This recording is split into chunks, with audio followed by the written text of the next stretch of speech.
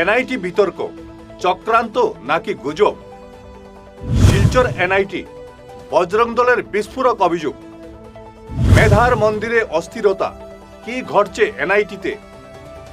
NIT issue, প্রশাসনের হস্তক্ষেপের দাবি। পয়েন্ট ব্ল্যাঙ্ক, এনআইটি নিয়ে রহস্যের দানা। নমস্কার, আপনারা দেখছেন ঈশান বাংলা পয়েন্ট ব্ল্যাঙ্ক। বরাক উপত্যকার শিক্ষার প্রাণকেন্দ্র শিলচর এনআইটি, যে প্রতিষ্ঠানের নাম শুনলে আমাদের বুক গর্বে ভরে ওঠে। আজ সেই এনআইটির শান্ত করিডোরগুলোতে কিসের ফিসফাস? কেন হঠাৎ মেধার এই মন্দিরে বিতর্কের আগুন জ্বলে উঠল? বজরং দলের পক্ষ থেকে সম্প্রতি প্রশাসনের কাছে কিছু অভিযোগ জমা পড়েছে, যা গোটা বরাক উপত্যকাকে এক অস্থির প্রশ্নের মুখে দাঁড় করিয়ে দিয়েছে। অভিযোগটা সাধারণ নয়। বলা হচ্ছে এনআইটির চার দেওয়ালের ভেতরে নাকি এক বিশেষ চক্রান্ত চলছে। কিন্তু প্রশ্ন হলো, আমরা কি যা দেখছি তাই সত্যি, নাকি এই রহস্যের আড়ালে লুকিয়ে আছে অন্য কোনো বড় সমীকরণ? আজ পয়েন্ট ব্ল্যাঙ্ক মেজাজে আমরা তলিয়ে দেখব সেই বিতর্কের প্রতিটি মোড়। ঘটনার সূত্রপাত গতকাল বৃহস্পতিবার। বজরং দলের একটি প্রতিনিধি দল কাছাড়ের সিনিয়র পুলিশ সুপারের দপ্তরে একটি স্মারকপত্র প্রদান করেছে। তাদের দাবি, এনআইটির ভেতরে নাকি এক অদৃশ্য আইডিওলজিক্যাল মগজ ধুলাই বা নির্দিষ্ট ভাবাদর্শ প্রচারের চেষ্টা চলছে। সংগঠনের অভিযোগের তীর আরও গভীরে। অতীতে কিছু ভাইরাল হওয়া ভিডিওর প্রসঙ্গ টেনে তারা দাবি করেছে, এই শিক্ষা প্রতিষ্ঠানকে কেন্দ্র করে কোনো অশুভ চক্রান্ত দানা বাঁধছে কিনা তা খতিয়ে দেখা প্রয়োজন। বিষয়টি ছিল এনআইটির জিহাদি সংক্রান্ত ও মৌলবাদী জিহাদি সংক্রান্ত বিষয় নিয়ে আমরা এখানে এসেছি।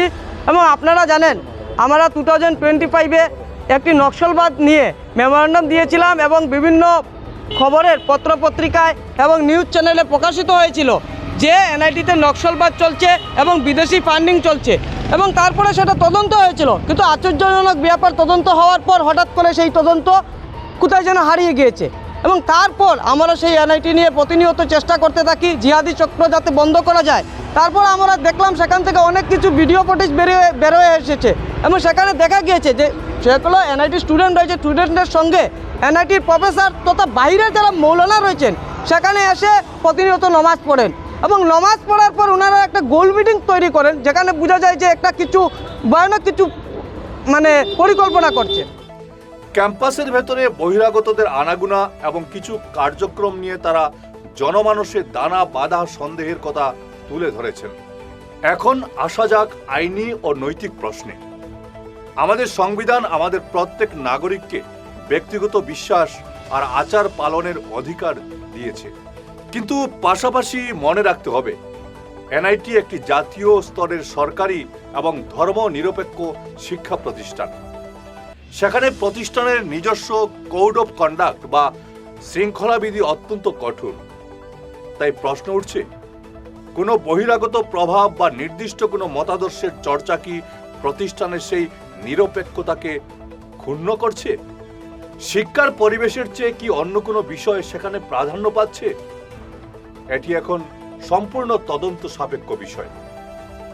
সবচেয়ে বড় প্রশ্ন দাঁড়াচ্ছে প্রশাসনের ভূমিকা নিয়ে। বজরং দল দাবি করছে অতীতে তারা বিভিন্ন বিষয় নিয়ে অভিযোগ তুলেছিল। সেই অভিযোগগুলোর তদন্ত কতদূর এগোলো? কেন সেই তদন্তের রিপোর্টগুলো সাধারণ মানুষের সামনে স্পষ্ট হলো না আজও? সেই দীর্ঘ সূত্রতাই কি আজ জল্পনার আগুনে ঘি ঢালছে না? আমরা নিরপেক্ষ সাংবাদিকতার জায়গা থেকে পরিষ্কার জানাচ্ছি, আমরা কোনো ব্যক্তি বা প্রতিষ্ঠানকে দোষী সাব্যস্ত করছি না। আমরা কেবল সেই প্রশ্নগুলো করছি যা জনমানসে আজ ঘুরপাক খাচ্ছে। যদি অভিযোগের সপক্ষে উপযুক্ত তথ্য প্রমাণ থাকে তবে প্রশাসনের উচিত দ্রুত ব্যবস্থা নেওয়া। আর যদি এই সবটা ভুল ব্যাখ্যা বা গুজব হয় তবে এনআইটির মতো একটি জাতীয় প্রতিষ্ঠানের সম্মান রক্ষায় প্রশাসনের উচিত সত্যটা জনসমক্ষে তুলে ধরা। সত্য আর মিথ্যের এই লড়াইয়ে শেষ পর্যন্ত কি বেরিয়ে আসবে আমরা জানি না।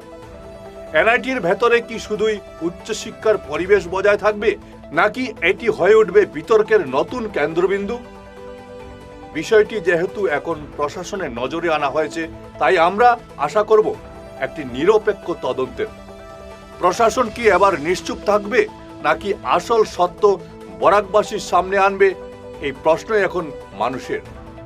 উত্তর পেতে আমাদের নজর থাকবে খবরের প্রতিটি পাতায়। আমরা বর্তমানে এনআইটি কর্তৃপক্ষ এবং পুলিশ প্রশাসনের আনুষ্ঠানিক প্রতিক্রিয়ার অপেক্ষায় আছি।